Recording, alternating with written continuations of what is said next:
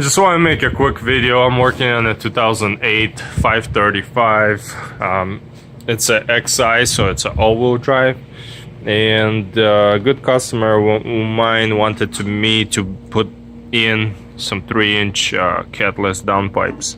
One of the first things that I ran into was this flange was actually cracked over here. So I tack welded.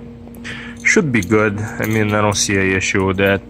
I'm kind of actually a little shocked or surprised, but these bolts, I believe, are magnesium, because they're really lightweight and they don't stick to a magnet, which is pretty cool for a standard BMW stuff. But anyways, this pipe, and this is the pipe that goes to the front turbo, does not clear right here of the flange, the all-wheel drive flange. And honestly, I think they could have done a better job by routing the pipe a little closer this way and making it, because there's a ton of room over here, but yet they ran it straight down over this flange. I'm guessing it was easier to do it that way for a two-wheel drive, but for a four-wheel drive they should have really redesigned it. And what they did on it is just put a flat piece on the bottom. That's all fine, but then they want you to dent it in even more. And by the way this flange is sitting right now, it looks like I might have to dent it like 1/2 inch, but I'll get started on it and we'll see what happens. We'll heat it up so it's all hot, nice and hot, and we'll start denting it. Hopefully we'll make a nice even dent. My first dent, and it looks really good. Actually, it sits onto the four-wheel housing pretty nicely, but I think we're still another 1/2 inch away from sitting in properly. As you can see, it's touching on this side and it's also touching on the other side. And even though the other side has already got like a let's say at least 1/4 inch, 3/8 of a dent, and from looking back there, I still don't have a seal. Probably another 1/4 inch to seal that flange, which relates to probably another 1/2 inch on this side.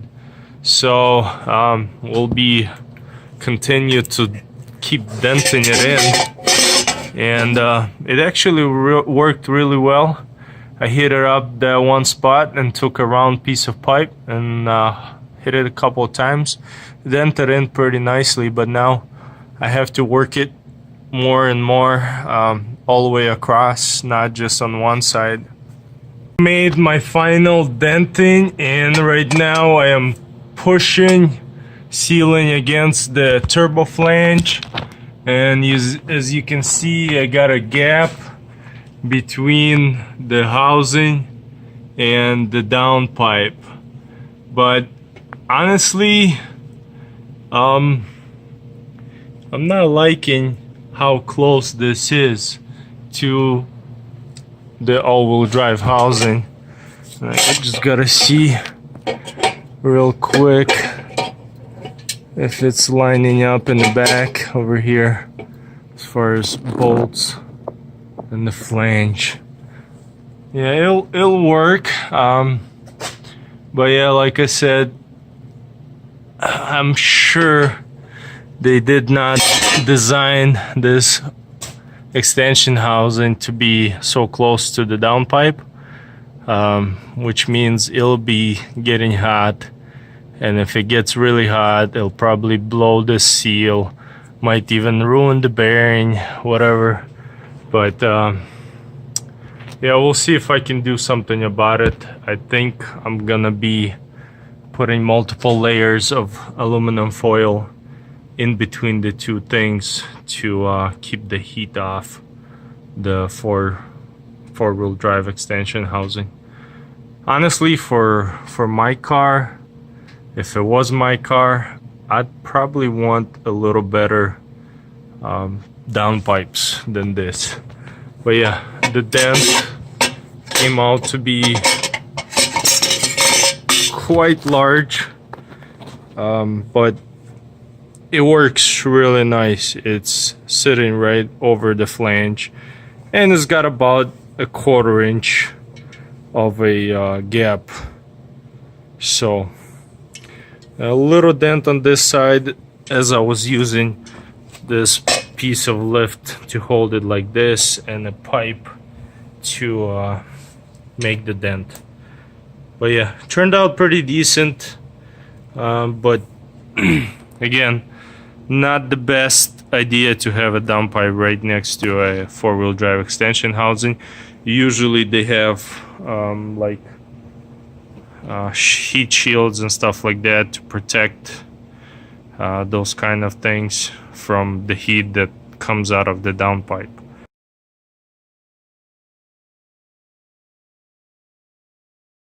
So I'm at the stage of tightening up, actually back here, and I actually tightened up the V-clamps just to make sure that the downpipes are sitting in properly in the turbochargers.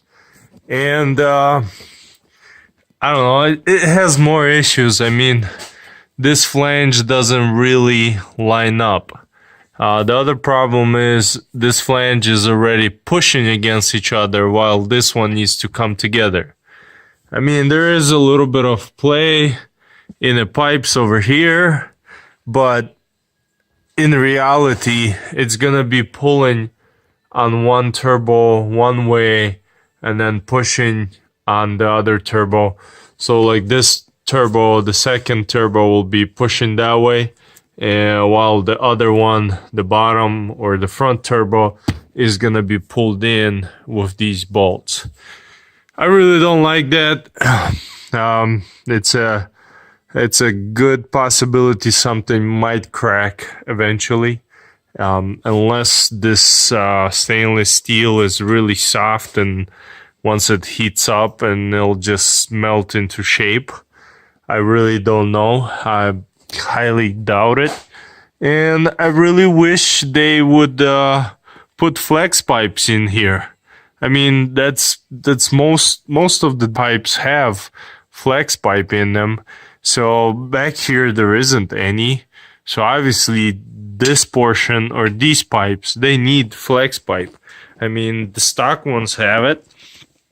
I just don't see why they couldn't weld in a couple more flex pipes. And you know, it probably isn't the best to put a flex pipe in the downpipe for flow, but I don't see why not. I mean, there's plenty of room here. There's not too much room here, but it's still doable. And if it wasn't there, you could still do it here, you know. And the fact that you're going down in size over here, you could have done a smaller flex pipes over here. I don't know. It's just, I guess it's just me. I like things done properly. Having a lot of fitment issue with these downpipes is not fun, and I spend a lot of extra time, and the customer's gonna have to pay for it. I'm sure he's not gonna like that, buying something online that's supposed to fit right in. The dent turned out pretty nice. We actually have a pretty decent gap at the moment, which will be the best for the extension housing, you know. And this should help with the heat, protect it from heating up, like this plastic ring over here, the seal and the bearing inside there. So yeah, that's it for the downpipes. I just gotta tighten them down, and they're gonna be pulling on each other. I can't really do anything about it. So these pipes are giving me way more trouble than I thought. So in the end, basically what was happening was right here, there was a big gap and it was not sealing with the gasket. So I had to cut this, and I had to cut the other one because this one was pushing that way, this one was pulling. As you can see, the gap got bigger on this side and a really small on this side. It's still holding on a pinch. I left it that way, but my main reason is I needed it to seal over here, which it does now. And it's just, I feel like it's not worth it. These downpipes been killing me. I've been doing them all day, and now I have to do 2 welds all the way around. I will tack weld it, get it welded underneath, and then I will take it off and weld it from the top. And that's the plan right now. And it sucks. It's not really cool. I'm not in favor of these kind of jobs. I mean, if it was for my car and I got them really cheap, then maybe. Having to spend so much time fabricating here and cutting out pipes over here because it doesn't fit is really not cool. So yeah, I ended up cutting about a 1/4 inch here. The pipe was hanging down way too low, so after the 1/4 inch cut, it actually sits like it's supposed to sit. So here's the finished product with these downpipes. Yeah, they were a lot of pain. So I ended up cutting this almost through and this completely through. As you remember, this one was pushing that way, so I had to cut a 1/4 of an inch off, and actually this raised the tube or the pipe back up, which was really nice to get this clamp back on there and bring it up so they're more even under the car. And I really hated it. I mean, I hated the fact that I had to cut it. And over here, the flange was so bad that I had to cut it and twist it. And I also used some sealer with the gasket. As you can see, the sealer came out. It's a special kind of like a cement sealer for exhaust. But anyways, yeah, that's the final product. These pipes came out to be really close to this heat shield. Over here I had to use a pry bar to push it back so I can get these 2 bolts in here, and they're like pushing on the trainee. But I'm assuming after a few heat cycles, they might go away and be a lot nicer. The O2 sensors aren't too bad. The way I had to stretch this one a little bit. I wanted to get all the rubber as far away from the downpipe as possible. This one's rerouted. I think stock one goes up and then comes down, but this one ends up being here, which sits pretty nicely. And again, both of them plugged in. Everything is ready to go. Also doing a transmission service with a new filter, and the filter is inside the pan, so you have to buy a new pan. They supply it with new bolts. Also did a transfer case fluid change with ESC magnetic drain plug. So yeah, it's going towards the end. That's it for this downpipe install.